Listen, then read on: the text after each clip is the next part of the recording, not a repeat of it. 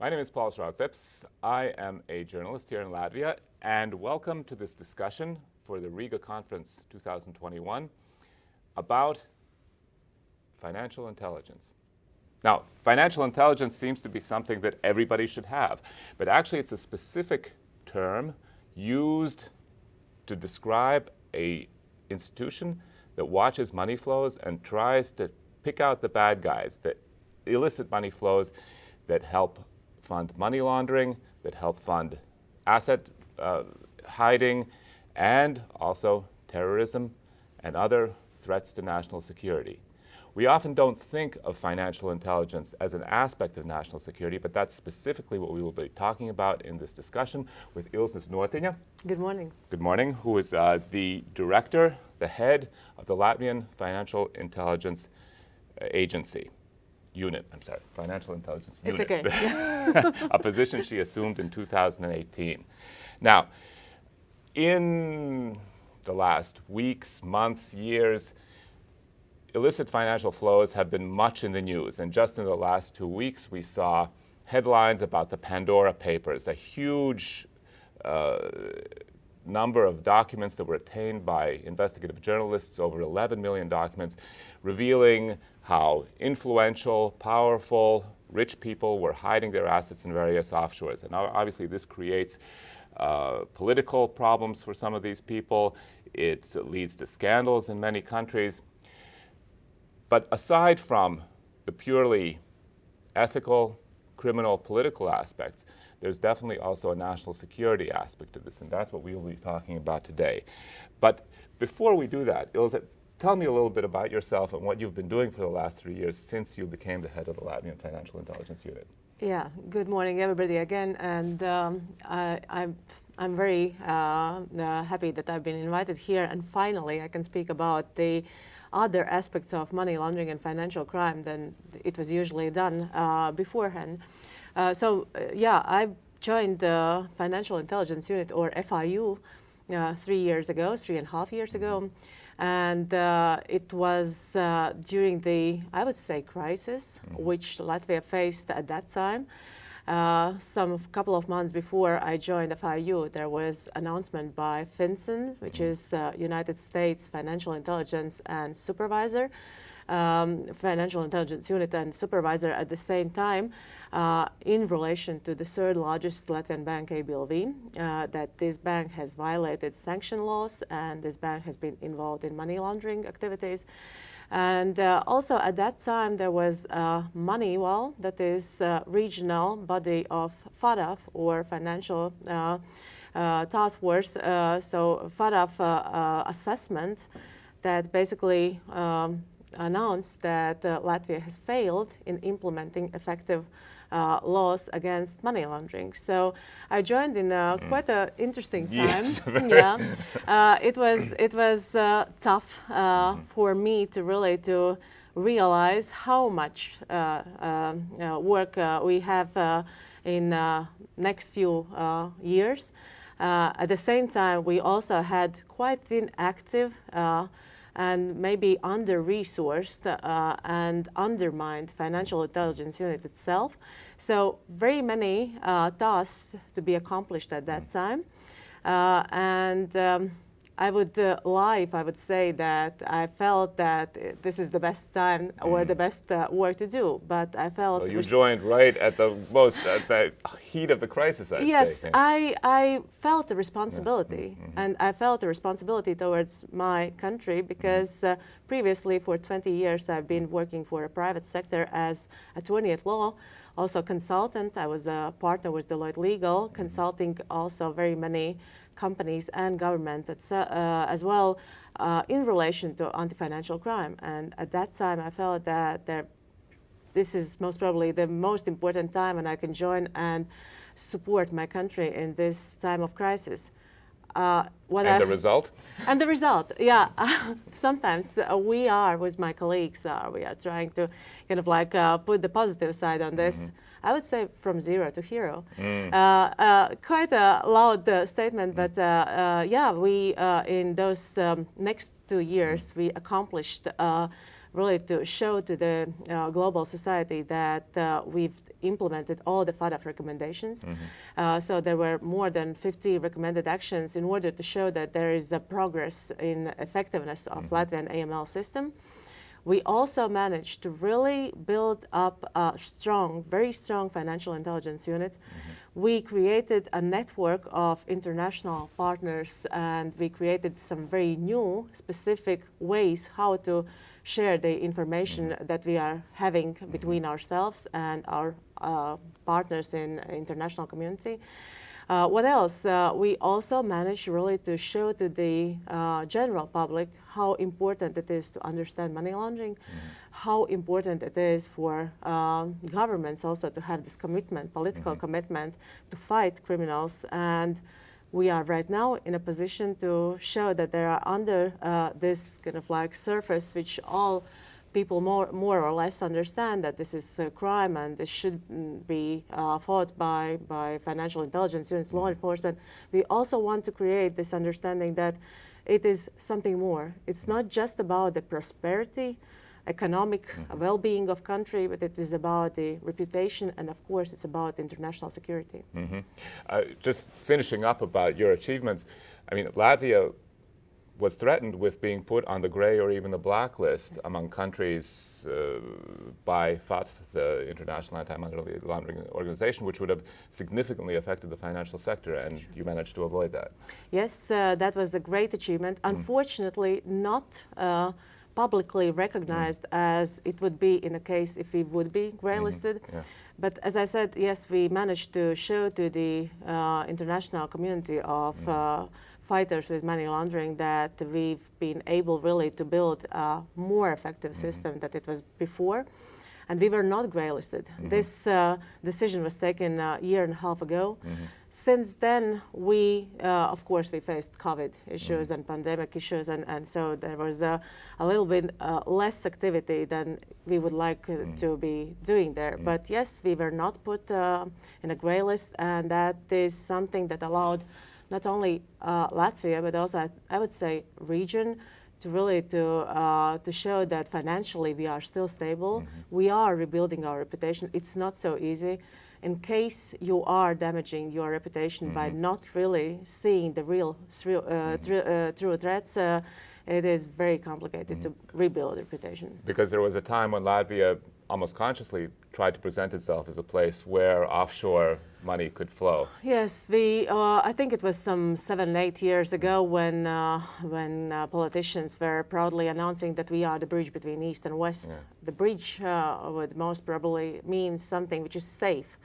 In our case, that bridge was built, I would say, on improper basement, if I may say so, because the balance, there was no balance, I would say, between those investments, which were not really a true investment, just illicit flows of huge monies that were going in transit from east to west through Latvian banking system. So we were inviting those flows of funds without properly balancing the investment also towards the law enforcement, towards the financial intelligence unit. We basically undermined that somebody could come here and abuse our welcome to the Europe. So, but the number, I mean, the size of the non-resident deposits and non-resident transfer of funds in Latvia has decreased significantly in the last 2 years. Yes, that was one of the main tasks to be achieved, to decrease the non-resident deposits. But it was not only this one. Decrease of deposits is, of course, it's money laundering is like water. If you put or fill the hole somewhere, then most probably that water will find some other holes and some other jurisdictions, maybe regions. So decrease of deposits was just one thing very important for supervisor to be accomplished. Other task was really to raise awareness of general public, to raise awareness of politicians, to increase the capabilities of law enforcement, prosecutors, judges, finally, and of course, really to build something that is very strong on information sharing between public and public to public sector. But I think one of the lessons that Latvia has for other countries is that it can be done. I mean, at this time when, because of the Pandora Papers, because of other revelations, all sorts of other jurisdictions are talking about why are we allowing this money to flow through without any supervision, without knowing who it belongs to. Latvia shows that it can be controlled. Indeed. I would say we try to really to be vocal on this, that not only it should be done, because as I said, it is definitely about the threat to international security, but it can be done. And it can be done by, of course, it was a tough time and it was a very hard time, and it needed real courage from time to time also. But it is something where we see that, as I said, one of the main slogans for me as myself is cooperation. Cooperation and coordination of activities, and really understanding what kind of risks we are facing. Now, let's get to the security aspect of this. What have you learned about national security and other aspects that impinge on what is the topics of this conference about international security? How can financial intelligence help with this? What have you learned in these 2.5 years? I think I have to start with answering how I see this, that money laundering is not just about the economy or some prosperity issues. I think that one of the main conclusions that we have here after analyzing a lot of information that we gathered through those crisis times is that money laundering, of course, it is something where we see that the huge money flows from, and most probably not very well analyzed money flows are coming from one country to other country. We are trying to understand what kind of crimes are there that generate those illicit funds, because that is the most important thing. That money is illicit because some predicate offense or some crime has been done in order to generate that money. But the other thing is that we learned from our national or domestic experiences that money laundering has been widely used to avoid sanctions. So basically, if we are talking about the sanction regime, it is very important to understand that those activities that the international community are trying to really to put some pressure on individuals or companies or even countries in order to really to get them to understand what are the requirements that should be ordered on international scale. Those individuals or countries are trying to find ways how to avoid those sanctions. And money laundering is very, very good way how to avoid sanctions. So what we are talking about is that basically countermeasures of those countries sanctioned, and they are basically trying to use the vulnerabilities of countries or regions that they try to really to somehow make more vulnerable, more threatened. And therefore, I would say that one of the most important things that we have found so far is that if a region or country is allowing such non-analyzed and non-balanced illicit flows to come through its bank accounts or some other financial institutions, it most probably would mean that at some point not only the banking sector would be threatened, but the general public as such. Why? Because in order to really to allow those money flows to go through the banking system, you need to have politicians that establish systems in place that does not allow really to fight criminals, to fight professional money launderers. It also means that politicians are the ones who are responsible for providing resource to those fighters with financial crime. So you need somebody who is still there to really to put this political pressure, whether you are a bridge between East and West, whether you are somebody who really wants to fight financial crime or you are not. So golden visa regime, all that stuff that allowed very many politicians to build up their political status and also enrich is one thing. Corruption on judiciary level, corruption on prosecutors level or law enforcement level is also very important.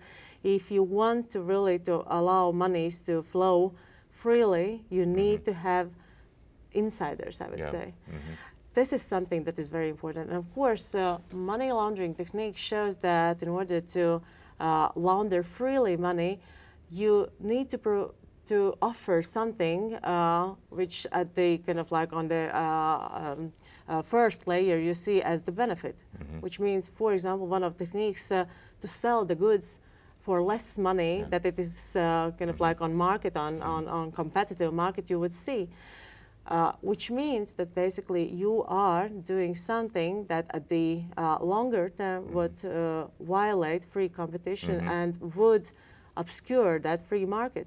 Which means that basically what we are doing at the end of the day, it is about the inability of country to really to grow itself economically and defend itself economically and on security issues. I think this is something that we talk about, that we don't talk about enough, is the role of corruption in undermining security, and money laundering clearly is a huge contributor to corruption in the states that allow it. Now, you've mentioned international cooperation a couple of times, and Latvia in reasserting its bona fides as a safe place through which money can flow. Definitely you've made use of international cooperation. How do you see international cooperation in this specific aspect of security and fighting corruption that undermines it? I am very skeptical. I'm very skeptical of international on the benefits that true international cooperation has given to us. I would say that if we talk about the kind of like the ways how we assess the level or the how well the country cooperates between itself and other countries, under the FATF methodology, so this organization that fights financial crime and money laundering, there is one immediate outcome that shows how effectively country is fighting crime and how effectively it is sharing international community its financial intelligence or even evidence that could be of help to really to jail criminals or to confiscate assets. And FATF has assessed most of the countries as having very good level of international cooperation, and the effectiveness has been rated as very good or even high, which is not true. Because at the end of the day, we are sharing very few pieces of information. There are huge personal, I would say, barriers between different authorities that should be sharing information. There are huge barriers that has been created by some non-written or sometimes written local laws in one or another jurisdiction. Moreover, there are very many non-responsive countries. And those countries that we are facing here in Latvian anti-money laundering system, we need to receive information in order to really properly fight the crime with countries that unfortunately are facilitating money laundering at a very, very high level. These are kleptocratic countries that are basically on the presidential level, has not been shying away from saying that they basically have been involved in some illicit activities. We saw that from Pandora Papers. We saw that from other leaks that have been there in press and mass media. That is very, very complicated if we talk about the cooperation and receiving evidence from the countries that basically cannot be trusted sometimes or are not sharing information at all. So and if I could, I mean, I assume that these are the same countries that we are worried about in terms of military threats as well, very often. Yes and no. Sometimes these are also ally countries that are not sharing information properly. Sometimes these are countries that are at the international scale are showing themselves as being very compliant compared to the small countries like Latvia, Estonia, or I don't know, Malta. But at the same time, cooperation on international scale is from time to time very, very inactive. However, I would agree to you saying that yes, when I was talking about non-responsive countries mostly, I was thinking about those countries that are having some issue, where we having some issues on military scale as well. Yeah. So, but what I can say from this is that international cooperation and also domestic cooperation is one of the most important things, how intelligence can be used. And I think that is something that we should be thinking of and should be trying to really to find other ways how to share information. Right now, financial intelligence is shared according to Egmont Group principles. Egmont Group is an organization that is calling together all the financial intelligence units of the global intelligence units, which is 166 partners in total. However, very many intelligence units are, as I said, under-resourced. Very many of them are not really seen as a true partners to fight not only crime, but also to fight international security threats. Those units are very often loaded with tons of information, which is not really useful for analysis, but sometimes they are just very happy without being seen. Yeah. Sometimes they are happy not to show any activity. We, Latvia and FIU, we created based on our understanding that international cooperation should be intensified. We have created a different model how to share the information between our counterparts. 2 years ago, we established so-called IFIT, or International Financial Intelligence Task Force, which allows us to share the information between 25 countries that we invited to the table, which were most impacted by activities of ABLV Bank.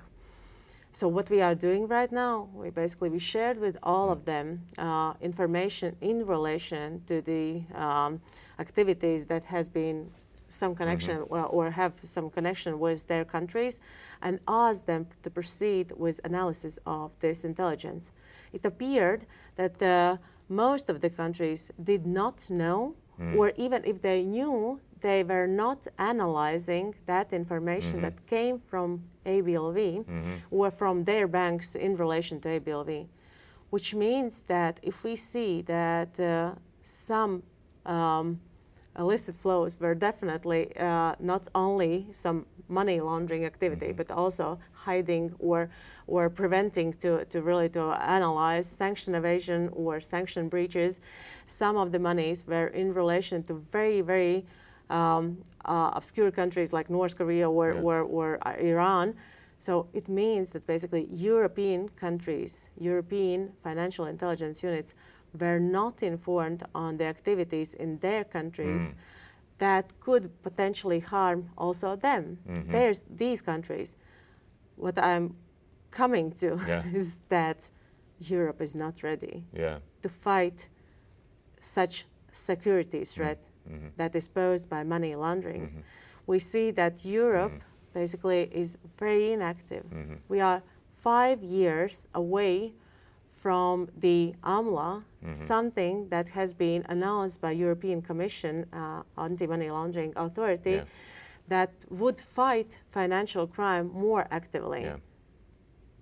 It's already 10 years ago when we started to get, or started to feel that increase of money laundering activities and need for fighting money laundering activities. This year, we received that information from European Commission that there will be AMLA established. Still 5 years. So one thing that we need is a greater sense of urgency. I think that is very, very important finding. That is very important finding, and I think it is also about the analysis and understanding of the scale and importance of financial crime. If we will not understand what kind of crime is there, that this crime is not just about this first layer about the economy, that if we will not understand that this is about international and regional security, and if we will not act actively, unfortunately, we will be vulnerable, and we will continue to be vulnerable. So we need a greater sense of urgency. And let's imagine that now the politicians have changed, or they've seen the light, and they said, okay, Ilse, we're ready to act. What should we do? Yeah, one thing, of course, it is I will talk from my perspective. I've seen that there's a need for political commitment, of course. Yeah. That is something that you described, that we already have it.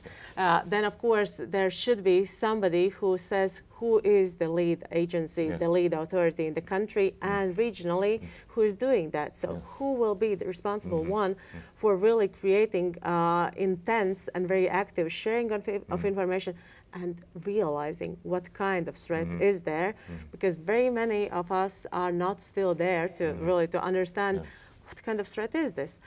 So from my perspective, financial intelligence unit being in the middle between private sector and public sector, having this ability to really to understand crime, and also to have this network where the information can be shared, is something that should be placed as the lead agency. And there should be created some network where not only financial intelligence talk to each other, but diagonal cooperation, vertical and diagonal cooperation is happening. Diagonal, I mean, we are creating here in Latvia the network of interagency cooperation between us, financial intelligence unit, between law enforcement and security agencies. That is something where the different, I would say, scientists should also be involved, statisticians, also criminologists, also security and military experts. We need to create a network or think tank where this analysis should be done, and then create a network where the intelligence can be shared freely without true borders. That would be my answer. Okay. Thank you, Ilse Nuotiņa, for this very interesting conversation. Hopefully your sense of urgency will be translated to some of our listeners and the people who are watching, and we'll see financial intelligence become as central to an understanding of our security as it should be. Thank you. Thank you. Thank you for everybody who's been watching. Have a good conference.